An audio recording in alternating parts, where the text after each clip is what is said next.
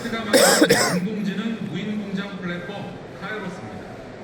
보시는 것처럼 이렇게 AMR이나 OHT나 아까 잠깐 보였던 휴머노이드나 심지어 이런 여러 가지 설비들까지도 하나의 소프트웨어에 의해서 명령을 받아서 움직이고 있고 그 움직이는 모습이 수학적으로 가장 극한의 생산성을 낼 수 있는 형태를 아주 빠른 시간 내에 계산해서 모든 구성 요소한테 명령을 내리는 방법으로 움직이고 있습니다. 많은 데이터들은 사람의 뇌 같은 AI 에이전트로 저장 후에 처리되는 겁니다.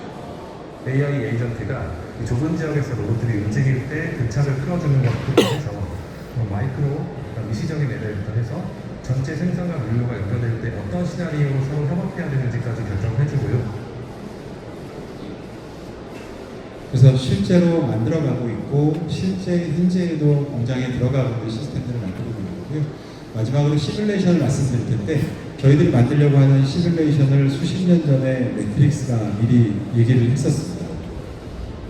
저 헬기를 움직여야 하는데 이 사람은 여자는 헬기 운전을 못합니다.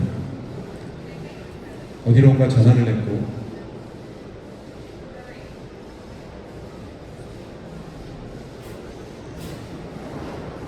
눈을 좀 깜빡거렸더니 이제는 헬기를 운전하는 여자가 됐습니다. 그 물리적인 세계에서 헬기를 운전하는 것을 배우려면 굉장히 오랜 시간이 걸릴 텐데 가상의 세계에서 헬기를 운전하는 것들을 굉장히 빠른 속도로 시뮬레이션 하면서 이것들을 이 여자의 뇌에 다운로드 함으로써 이 사람은 할 수 있게 되는 거거든요. 똑같은 시스템들을 공장에 만들어가고 있는데 공장에 어떤 레이아웃이 있고 생산해야 되는 오더의 목표가 있고 물류 로봇이 있었을 때 물류 로봇이 어떻게 움직여야 이게 가장 극대화된 생산성을 낼 수 있는가에 대한 것들을 현장에서 진행하는 것이 아니라 가상에 올려서 그거를 굉장히 빠른 시간 내에 시뮬레이션 해보고 그 시뮬레이션의 결과로 현장에서 움직이는 체계들을 저희들이 만들어가고 있습니다. 그러다 보니 저 왼쪽에 있는 그림은 저희가 5개월 전쯤에 실제로 만들었던 무인 공장의 하나의 프로토타입인데요. 보통 테스트 연구원들이 한 5명은 들어가서 좋게 현장을 진행해야 저게 제대로 움직이는 시스템들을 만들 수 있는데 저거를 저희가 지금 가상으로 해서 어떻게 움직여야 어떻게 배치하고 어떤 룰을 가져가야 이 공장의 생산성이 극대화되는지를 지금은 시뮬레이션으로 진행을 해보고요. 오른쪽 밑에 있는 내용들을 보시면 컴퓨터가 스스로를 움직여서 저런 로봇에 어떤 모습이어야 하고 로봇은 몇 대가 있으면 좋겠고 그게 어떤 방법으로 움직여야 오더를 충족할 수 있는지에 대한 것들을 스스로 계산해서 한 3시간 정도가 되면 공장의 기초적인 자동화에 대한 설계가 완성되는 구조들을 가지고 있고 이런 솔루션들을 제조업이 탑재하게 되면 지금은 사실 제조업에서 여러 가지 의사결정 변화를 하려고 했었을 때 현업에 있는 엔지니어들은 내가 이거 하자고 주장했다가 무슨 일이 일어나면 난 잘리겠네라는 생각으로 그 요청을 받은 임원은 내가 이거 변경하는 것을 허락했다가 나 이제 올해 말에 집에 가겠구나라는 생각으로 사실 안정화된 이후의 공장은 양산이 진행되면 어떠한 변화도 잘 일어나지 못하거든요. 근데 이런 시스템들을 갖추게 되면 공장의 레이아웃이건 또는 오더의 변화건 긴급 오더가 왔건 또는 물리로봇의 변화가 필요하건 작업자의 교대 주기를 바꾸건 이런 것들을 실제로 현장에서 좌충우돌 하기 전에 시뮬레이션을 통해서 그 결과가 어떤지에 대한 것들을 미리 해보고 진행할 수 있는 형태의 시스템들을 갖춰놓고 있습니다. 그래서 왼쪽에 있는 시스템들은 물류 로봇을 통제하는 저희들의 소프트웨어고요. 쟤는 오른쪽에 있는 게 디지털 트윈인데 공장이 만들어지지도 않았는데 그 설계도를 가지고 저희가 디지털 트윈부터 만들어 놓거든요. 쟤는 옆에 움직이고 자기랑 데이터를 소통하고 있는 게 실제인지 디지털 트윈인지 사실은 잘 모르고 그냥 똑같은 제가 가지고 있는 기능대로 움직이고 있는 거예요. 그래서 공장이 만들어지기 전에 디지털 트윈으로 이런 형태의 조건을 갖추게 되면 공장이 실제로 어떻게 움직일 거다라고 하는 것들을 미리 눈으로 볼 수 있고 그렇기 때문에 공장의 안정화라고 하는 것들 혹시 해보신 분이 있으시면 짧게는 3개월부터 길게는 1년은 되어야 공장이 오픈할 수 있다라는 것들이 사실은 정설인데 이 시스템을 거치게 되면 디지털 트윈에서 돌았다라고 하면 현장에서도 돈다라고 확신할 수 있는 정도의 수준까지 진행이 되어 있습니다. 그래서 말씀드렸던 것처럼 카이스트와 이거를 상업화하고 있는 다행 리서치가 무인 공장의 머리와 몸과 그리고 학습의 체계에 대해서 집중적으로 연구를 진행을 하고 있고 그 솔루션이 만들어져서 뒤에도 설명드리겠습니다만 하나의 솔루션이 어떤 종류의 물리로봇이 오더라도 공정 설비와 연계해서 반도체건 2차 전지건 자동차건 물류센터건 지난 5년 동안 상용화한 지 5년 동안 50개가 넘는 사이트에 실적용돼서 지금도 돌아가고 있고요. 관련해서 솔루션으로서 이 기종의 다수를 연동하는 XMS 그리고 다음 세션에 조금 더 자세하게 설명드릴 겁니다. 그리고 이거를 디지털 트윈에서 모니터링하는 XDT 그리고 시뮬레이션 솔루션으로서 XSIM 이 세 가지 솔루션으로 여러 기업들과 이야기를 하고 있습니다. 그래서 저희들이 생각하는 미래의 무인 공장의 모습은 공장한 사람이 없어도 굉장히 압도적인 인텔리전스를 가지고 공장을 움직이고 움직이는 모습은 디지털 트윈으로 내려와서 사람은 공장이 아닌 곳에서 저거를 모니터링하고 여러 가지 공장에 대한 변화에 대한 조금 더 고도의 생각을 의사결정할 수 있게 되고 의사결정이 이루어지게 되면 현장으로 가기 전에 시뮬레이션 솔루션을 통해서 수백 시간, 수천 시간, 1년, 3년 미리 빠른 시간 내에 돌려보고서 아무런 문제가 없다, 생산성 개선이 확인된다 라고 결정하면 이게 바로 현장으로 투입되는 이런 루프 구조가 자유자재로 되어야 무인 공장이 움직일 수 있겠다는 생각을 가지고 진행을 하고 있습니다. 정부가 이런 저희들이 하는 생각에 화답해서 큰 투자를 해야 되고요. 보통 전국 피지컬 AI라고 불리우는 사업들이 카이스트와 전국대, 성균관대가 함께 여러 가지 영역을 나누어서 고민하고 있는 분야이고 올해 한 가을부터 시작돼서 5년짜리 프로젝트가 시작이 될 텐데 시작의 끝에는 다크팩토리의 소프트웨어로서 또는 다크팩토리를 지어주는 대한민국의 대표 기업의 연합체로서 우리나라가 전 세계 다크팩토리를 수출하는 넘버원의 국가로 가는 것이 저희의 3년, 5년의 목표이고 그렇게 잘 진행하시도록 하겠습니다. 굉장히 변화의 시기이고 투자에 대한 고민도 되게 많으실 텐데 국가가 이런 쪽의 방향을 결정했고 이런 방향에 동참하기로 했었던 여러 기업들한테 여러 예산에 대한 보조도 진행을 하고 있기 때문에 비즈니스의 근본적인 변화를 이해하시고 변화에 같이 동참했으면 좋겠다는 생각을 하고 있고요. 앞서 보셨던 카이로스에 혹시 방문해서 조금 더 깊은 이야기를 나눠보고 싶으시다 하시게 되면 저한테 연락 주시면 같이 어레인지해서 조금 더 이야기 나눌 수 있는 기회도 만들어 볼 수 있도록 하겠습니다. 감사합니다. 네, 다시 한번 큰 박수 보내주시기 바랍니다. 네, 우선 이동욱 교수님 혹시 연락은 어떻게 드리면 될까요? 문의사항 있을 때, 네. 예, 주최하신 쪽에다가 제가 연락처를 남기고 갈 테니까 네. 예, 주최하시는 분의 연락처가 알려주시면 되겠습니다. 네, 또 왼쪽에 또 운영진 분이서 계신데요. 개인적으로 궁금하신 점 있으시면 또 연락 받아주신다고 하니까 연락처 남겨주시면 되겠고요. 저희 빠르게 Q&A 바로 진행해 보겠습니다. 혹시 궁금하신 점 있으실까요? 네, 마이크 부탁드립니다. 간단히 자기소개와 함께 문의사항 말씀해 주시면 되세요. 일단 좋은 강의 너무 감사드리고 저는 3.1세계법인의 조정민이라고 합니다.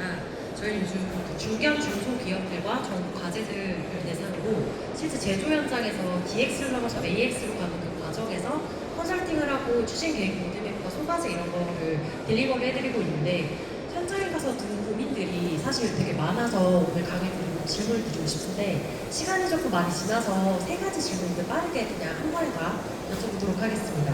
그 아까 표준 프로토콜을 잡아서 하나의 중앙세계로 가는 게 중요하다고 말씀 주셨는데 제조 현장에 가보면 이미 10년, 20년 전에 만든 DX 설비들이 다 표준이 다르게 되어 있고 이런 게 너무 많아요. 정부에서는 AAS라고 그 자산관리세를 표준으로 잡고 이렇게 드라이브를 하고 있는데 혹시 카이스트에서 생각하는 아까 카이로스 플랫폼 그게 뭔가 개정이 되고 공시가 돼서 많은 필드에서 사용할 수 있도록 하는 그런 체계가 있고 계획이 있으신지? 앞서 말씀드렸던 그 국가의 피지컬 AI 프로젝트를 통해서 국가는 어떤 고민을 하고 있냐면 우리나라의 여러 형태의 로봇들이 만들어지고 있고 중국 사람들 범람하고 있는데 뭐가 좋은지 뭐가 나쁜지에 대해서 객관적으로 기능을 비교하는 것들이 아무것도 없다 보니까 그냥 로봇이면 다 똑같은 거 아닌가? 라는 생각으로 하다 보니 우리나라 산업을 방해하고 있다고 생각을 하는 게 진짜 혼을 불어넣어서 무언가 로봇을 제조하고 계시는 사장님들 진짜 많은데 이게 결국은 가격으로 비교되다 보니까 더 이상 혁신을 할 수 없는 것들이 페인 포인트시고 국가가 KS건 뭐건 우리나라에서 돌고 있는 여러 가지 로봇들을 검증할 수 있는 체계를 갖겠다라는 게 하나의 목표시거든요. 그러면 결국은 그들을 오퍼레이션할 수 있는 소프트웨어가 필요하고 그 소프트웨어의 표준을 만드는 것들이 필요하겠다라는 생각을 하고 계시고 그게 이제 저희와 같이 여러 가지 이야기들을 하고 있는 거고요. 그게 시기를 가지고 진행하게 되면 자연스럽게 대한민국은 그 프로토콜의 표준을 갖게 되는 것이고 근데 지금도 아까 말씀하신 것처럼 기존에 있는 로봇을 어떻게 할 것이냐의 관점에서 저희들이 리버스 엔지니어링을 하건 또는 그거의 제조사를 통해서 협력을 구하건 이미 기존에 있는 로봇과 새로 도입하려고 하는 로봇을 연결한 작업들은 진행하고 있고 만약에 PwC에서 그런 관련된 기회가 있다고 하면 같이 협력할 수 있을 것 같습니다. 네, 그 두 번째 질문은 지금 이제 사실 LG나 이런 대기업을 말씀 주셨는데 우리나라 제조 산업을 보면 그 대기업의 1차, 2차 vendor이 굉장히 많습니다. 가보면 현장이 되게 열악하고 아직도 다 매뉴얼로 수기 처리를 하고 작업자에 의한 손맛으로 제조를 하고 있고 전산화가 안 되게 너무 많아서 지금 말씀 주시는 이런 전체 표준을 한꺼번에 DX를 넣으면 투자나 ROI 관점에서 지속이 안 될 것 같아서 되게 핏되게 작게 들어가야 된다는 생각을 되게 많이 하고 있거든요.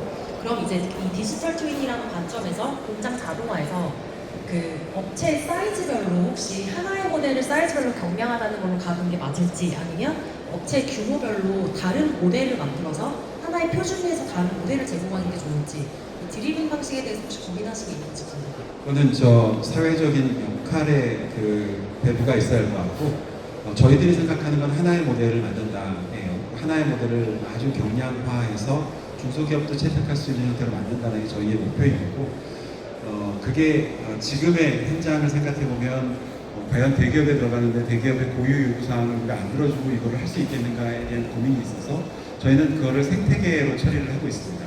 일종의 SI 플레이를 저희가 아니라 예를 들면 PwC, IBM 이런 쪽하고 협력해서 저희는 핵심 솔루션을 집어넣고 현장에 대한 니즈는 다른 플레이어들이 하는 형태로 하고 있고 그게 아까 잠깐 말씀드렸던 다크 팩토리의 팀 코리아가 필요하다라는 이야기들이 무인 공장을 만들어주는 진짜 국화빵처럼 도장을 찍나? 라고 생각하지만 아마 그렇게까지 되진 않을 것 같기 때문에 저희들이 이 일들을 할 수 있는 팀을 만들고 있는 거고 그런 형태로 처리할 수 있다라고 생각을 하고 있습니다.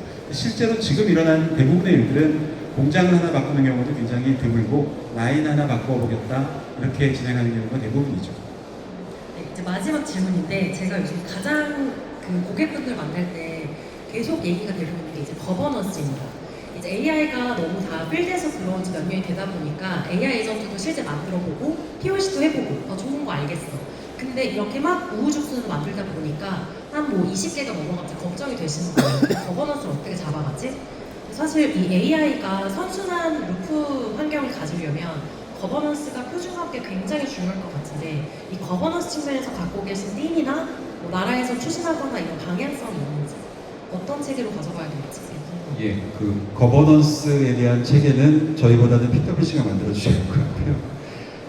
어떻게 보면 앞서 말씀드렸던 것처럼 현장에 있는 물류 로봇들이 저마다 다 스스로 AI를 장착하고 있어서 공장이라고 하는 하나의 목표를 통해 움직일 때 이거 어떻게 할 수가 없다라는 것에서 그걸 다 통합하는 하나의 프레임워크를 만든다라고 하는 것들이 저희들이 이 분야에서 생각하고 있는 거버넌스인 거고 그게 일반적인 분야, AI는 또 생산 현장 말고도 되게 많으니까요. 그쪽에 대한 것들도 저희들이 진행하고 있는 여러 가지 방법들을 통해서 여러 형태의 거버넌스가 나와야 할 거라고 생각을 하고 있습니다. 네, 추가로 질문 한 개만 더 받아보도록 하겠습니다. 네, 혹시 가운데 쪽으로 부탁드릴 수 있을까요? 네. 네, 교수님 그 설명 잘 들었습니다.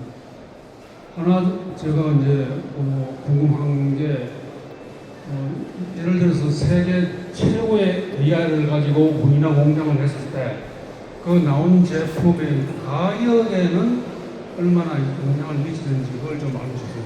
예를 들어서 이제 LG 같은 경우는 제가 생각하기에는 냉장고는 뭐 세계 최고라고 생각하는데 탑티어 제품이 한 1,000만 원짜리도 나오는데 그 1,000만 원짜리를 세계 최고의 AI 무인화 공장에서 대량 생산했을 때 가격을 한 절반 이하로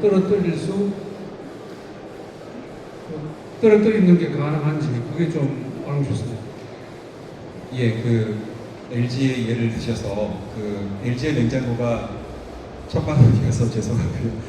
LG의 냉장고가 1,000만 원인 거는 그걸 생산하는 것이 너무 비싸기 때문에 1,000만 원일 수도 있겠지만 사실은 LG가 시그니처라는 제품을 만들면서 포지셔닝했던 고객이 1,000만 원을 구매할 수 있는 사람들이었기 때문에 1,000만 원인 것들도 있는 거지 않습니까?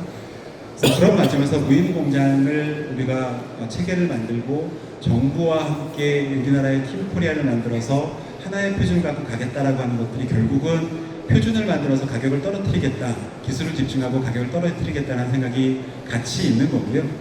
글쎄요, 다 만들어진 다음에 그게 얼마에 팔지에 대해서는 또 뭐 그냥 하는 것보다 얼마나 경쟁력이 있을지는 솔직히 뭐 가봐야 알겠습니다만 맥도날드의 가격이 뭐 거기에도 소고기가 들어있고 이럼에도 불구하고 요즘은 동네 분식점보다 싸거든요. 그렇게 할 수 있었던 일이 그들의 시스템의 힘이라고 저는 생각을 하고 시스템을 고민하지 않으면 절대로 가격을 떨어뜨릴 수 없다라는 생각을 가지고 접근하고 있습니다. 감사합니다. 네, 저희 질의응답은 여기까지 들어보도록 하겠습니다. 다시 한번 교수님께 따뜻한 박수 보내주시기 바랍니다. 네, 정말 프로세스 간의 연결성의 차이가 이 AX 전환의 핵심이 된다라는 사실을 다시 한번 느껴볼 수 있는 시간이었습니다. 네, 다음으로 바로 마지막 스테이션